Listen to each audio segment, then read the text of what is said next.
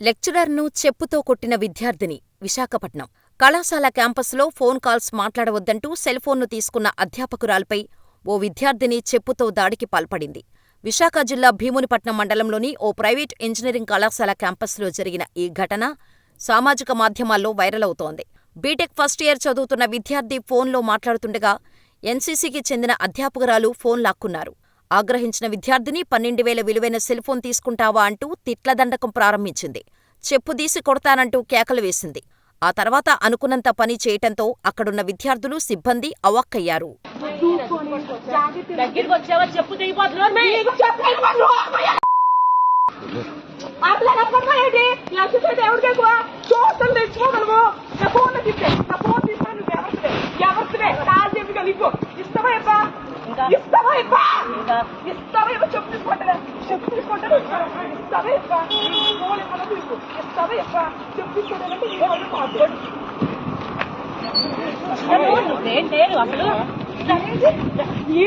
పట్టుకోండి అమ్మాయి నచ్చండి